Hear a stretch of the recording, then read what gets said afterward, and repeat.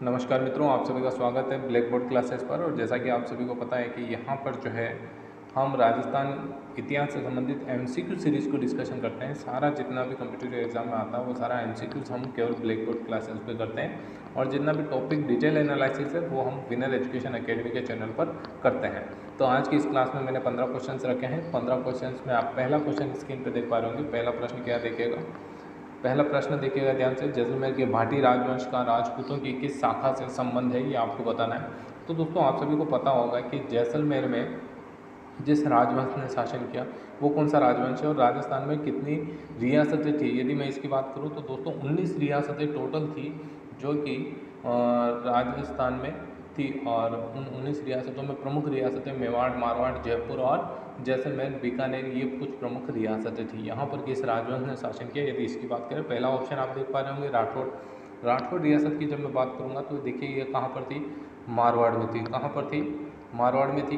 चौहान रियासत की बात करें दोस्तों तो चौहानों की अलग अलग रियासतें थी। प्रमुख इसकी शुरुआत हुई थी कहाँ से, अजमेर से। कहाँ से हुई थी, अजमेर से हुई थी। उसके बाद हम बात करें नाडोल के चौहान, नाडोल के बाद हम बात करें तो हमारे जालोर के चौहान, सिरोही में भी देवड़ा चौहानों का शासन था। फिर हाड़ौती क्षेत्र आ जाता है, कोटा बूंदी वाला जो क्षेत्र है वहाँ पर भी चौहानों का शासन था। और यहाँ हम बात करें रणथंभौर, यहाँ पर भी चौहानों का शासन था। तो मूल शाखा जो थी वो कहाँ पर थी, अजमेर थी, और अजमेर से ही इनके अलग अलग ब्रांचेज निकली।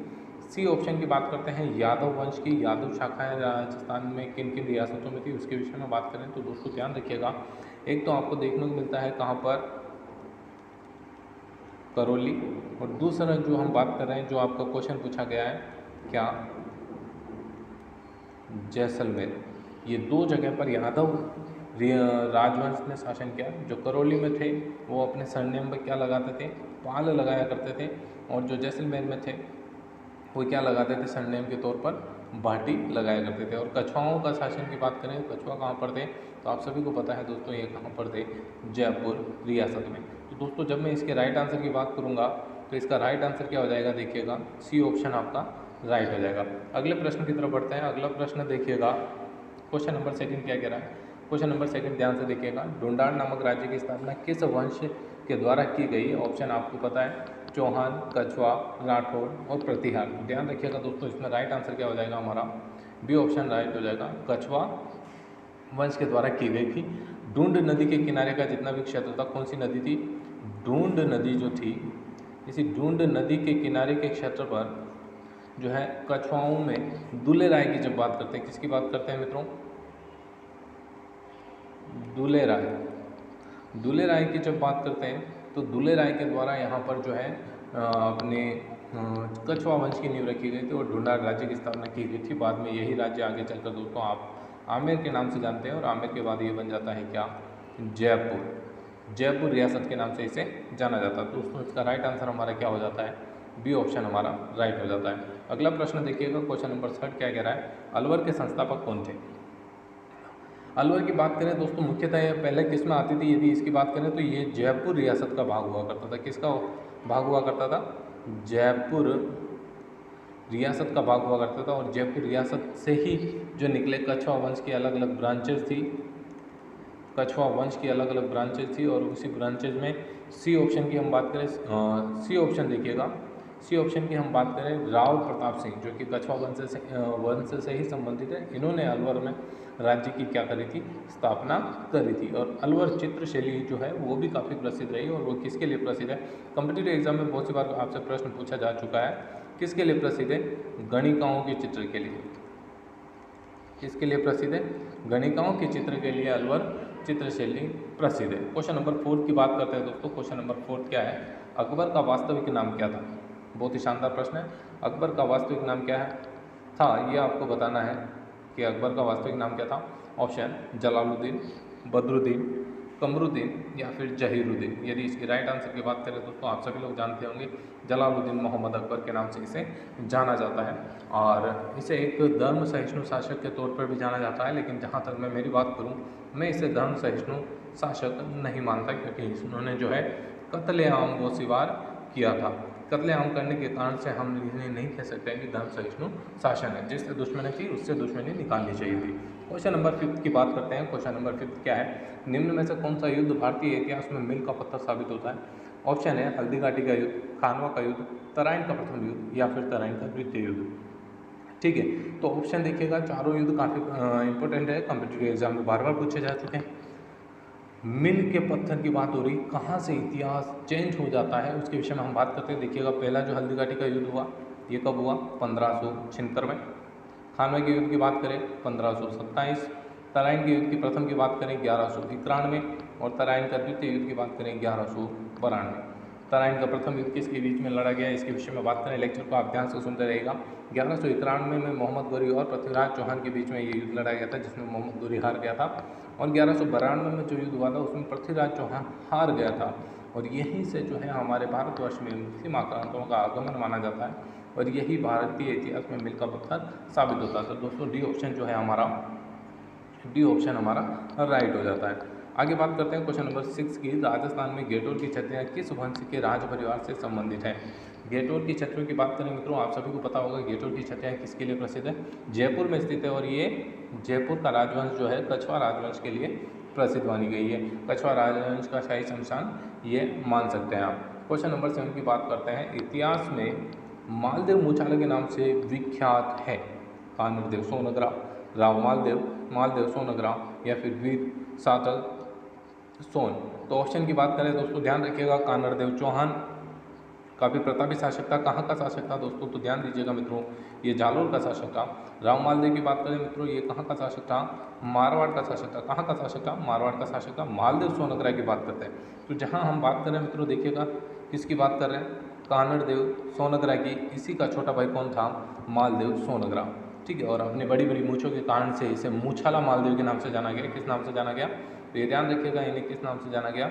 मूछाला मालदेव के नाम से जाना गया। ये सबसे विशेष तौर पर ध्यान रखिएगा। और जब अलाउद्दीन खिलजी का चित्तौड़ पर अधिकार हो गया था, उस समय प्रशासक के तौर पर कुछ समय तक मूछाला मालदेव जो है वो यहाँ पर नियुक्त रहा था। और इसके बाद मूछाला मालदेव के पुत्र जैसा चौहान को हरा करके जो है हमीर सिसोदिया ने पुनः गोइल वंश के चित्तौड़ पर, या फिर हम कह सकते हैं मेवाड़ पर नींव रखी थी और वहीं से राणा शाखा की शुरुआत हुई थी।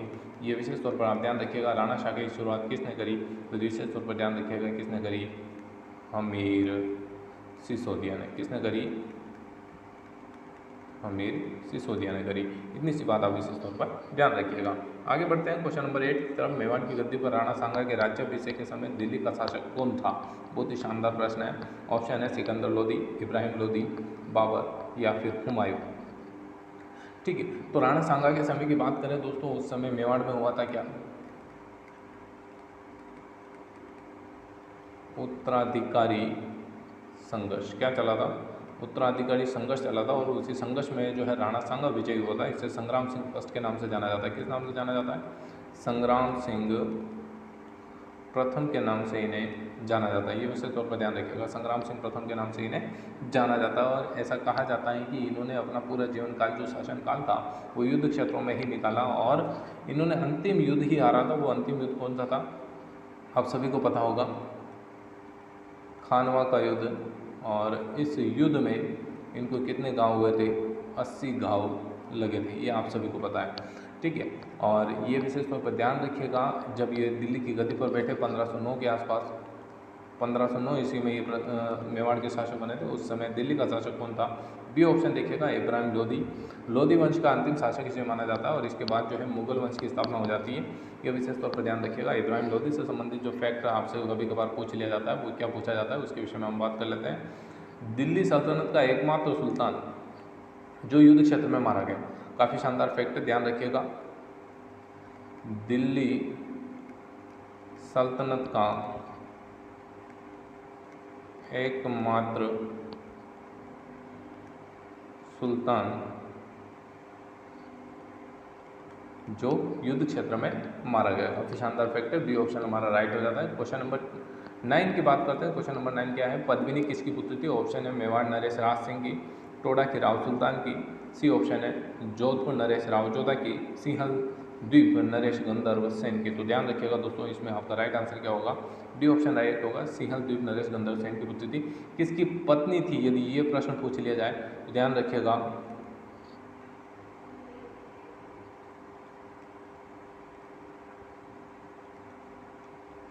रावल रतन सिंह। ठीक है, इसी के समय एक घटना हुई थी 1301 में यह शासक बना और 1303 में घटना घटित हुई। वो क्या था, चित्तौड़ का प्रथम शाका। ध्यान रखिएगा। और इसमें पद्मिनी के द्वारा क्या किया था, जोहर किया गया था और ये सबसे बड़ा जोहर माना जाता है। प्रश्न ये भी पूछ लिया जाता है कि राजस्थान में सर्वाधिक शाखे कहाँ पर घटित हुए, तो ये भी आप विशेष तौर पर ध्यान रखिएगा दोस्तों। कहाँ पर घटित हुए, चित्तौड़गढ़ में। कितने शाखा घटित हुए, 3 शाखे घटित हुए। एक 1303 में, एक 1534-35 में और एक 1567-68 में। ठीक है, ये ध्यान रखिएगा। क्वेश्चन नंबर 10 की बात करते हैं। आहुआ ठाकुर खुशहाल सिंह ने अंग्रेजों के समक्ष समर्पण कहाँ पर किया था। ऑप्शन है आहुआ में, नीमच में, जोधपुर में, कोठारिया में। तो बी ऑप्शन ध्यान रखिएगा मित्रों, इसका राइट आंसर क्या होगा, नीमच में किया था। ठीक है, आहुआ के थे ये। और आहुआ में एक माता का मंदिर भी है, विशेष तौर पर ध्यान रखिएगा, सुगाली माता। कौन सी माता का मंदिर है, सुगाली माता का मंदिर। ठीक है, और इस माता को कहा जाता है क्या, क्रांति की देवी। विशेष तौर पर ध्यान रखिएगा, 18 भुजाओं वाली है, 18 भुजाओं वाली ये माता है। साथ ही साथ हम बात करें दोस्तों, काले पत्थर की प्रतिमा है। क्वेश्चन नंबर 11 की बात करते हैं। कोटा को अंग्रेजी सेना ने क्रांतिकारियों से कब मुक्त करवाया था। ऑप्शन है आपके पास फरवरी 1858 में, दिसंबर 1857 में, मार्च 1858 में और मई 1858 में। ध्यान रखिएगा लगभग 6 महीने कोटा पर क्रांतिकारियों का अधिकार रहा था। और इसमें राइट आंसर की जब बात करूँगा, सी ऑप्शन आपका राइट हो जाएगा, मार्च 1858 में। क्वेश्चन नंबर 12 की बात करते हैं। जोधपुर के महाराजा मानसिंह के अंग्रेजों से संबंध कैसे थे। जो जोधपुर के शासक थे महाराजा मानसिंह, हम बात करें दोस्तों, ये नाथ संप्रदाय से दीक्षित थे। किससे थे, नाथ संप्रदाय से दीक्षित थे। और इनके गुरु कौन थे, बहुत सी बार कॉम्पिटिटिव एग्जाम में प्रश्न पूछा जा चुका, गुरु कौन थे, तो ध्यान रखिएगा, आयसनाथ। कौन थे, आयसनाथ इनके गुरु थे। और इन्हीं की गुरु के प्रति कृतज्ञता प्रकट करने के लिए इन्होंने जो है दुर्ग में 2 प्रमुख नाथ संप्रदाय के मंदिर भी बनाए थे। ध्यान रखिएगा। ठीक है, तो उनका जो है अंग्रेजों के साथ संबंध किस प्रकार का था, इसके विषय में हम बात करें तो दोस्तों देखिएगा, क्या वो अंग्रेजों के समर्थक थे, क्या अंग्रेज विरोधी थे, या निष्पक्ष भाव रखने वाले थे, या फिर डी ऑप्शन देखिएगा, उपरोक्त में से कोई भी नहीं। तो राइट आंसर की बात करें मित्रों तो ध्यान रखिएगा, यहाँ पर बी ऑप्शन आपका राइट होगा। कैसी भावना रखते थे वो, अंग्रेज विरोधी भावना रखते थे। क्वेश्चन नंबर 13 की बात करते हैं। जोधपुर में मारवाड़ हितकारिणी सभा की स्थापना हुई थी। जोधपुर में मारवाड़ हितकारिणी सभा की स्थापना हुई थी। ऑप्शन 1920, 1921, 1929 और 1927। ये समय था दोस्तों क्रांति का समय, यूँ कह लीजिए जन जागरण का समय था, जहाँ पर आम लोगों को जागृत की या उनके विचारों की लेन देन, या हम यूँ कह सकते हैं विचारों में बदलाव लाने का प्रयास किया जा रहा था कुछ क्रांतिकारी लोगों के द्वारा। और उनके द्वारा अलग अलग संस्थाएं स्थापित की गई जिससे जन चेतना पैदा की जा सके। तो एक मारवाड़ में स्थापित थी मारवाड़ हितकारिणी सभा। इसकी स्थापना कब हुई, ध्यान रखिएगा, 1921 में मारवाड़ हितकारिणी सभा की स्थापना हुई थी। क्वेश्चन नंबर 14 की बात करते हैं। जोधपुर नगर पालिका की पहले निर्वाचन के बाद प्रथम निर्वाचित अध्यक्ष कौन बने थे। काफ़ी शानदार प्रश्न है। ऑप्शन की बात करते हैं, आनंद पाल सुराणा, जयनारायण व्यास, भंवरलाल सराफ या अखिलेश्वर प्रसाद शर्मा। तो दोस्तों ध्यान दीजिएगा, कर्मस्थली किस क्रांतिकारी की लग रही है, जयनारायण व्यास की कर्मस्थली कहाँ पर है, मारवाड़ क्षेत्र रही थी। और जयनारायण व्यास विश्वविद्यालय या यूनिवर्सिटी जिसे हम कहते हैं, ये कहाँ पर है, तो ये भी ध्यान रखिएगा दोस्तों, कहाँ पर है, जोधपुर में। ठीक है, तो ये ध्यान रखिएगा, पहले अध्यक्ष कौन बने थे, जयनारायण व्यास बने थे। और अंतिम प्रश्न है हमारा, सेठ जमनालाल बजाज जयपुर राज्य प्रजामंडल के अध्यक्ष कब बने। ऑप्शन 1936, 1937, 1938 या फिर 1940 में। सेठ जमनालाल बजाज की हम बात करें, इसे दोस्तों कहा जाता है क्या, गांधी जी का 5वां पुत्र। साथ ही साथ इसे एक और संज्ञा दी जाती है, गुलाम नंबर 4। क्या कहा जाता है, गुलाम नंबर 4 इन्हें कहा जाता है। इसके राइट आंसर की बात करें दोस्तों तो ध्यान रखिएगा सी ऑप्शन आपका राइट होगा। 1938 में जो है जयपुर राज्य प्रजामंडल के क्या बने थे, ये अध्यक्ष बने थे। उम्मीद करता हूँ कि आपने क्लास को काफ़ी एंजॉय किया होगा। ये 15 क्वेश्चन आपको काफ़ी अच्छे लगे होंगे। यदि अच्छा लगे तो लाइक शेयर कर दीजिएगा और आपके जो भी डाउट है वो कमेंट बॉक्स में जरूर शेयर करिएगा। जय हिंद।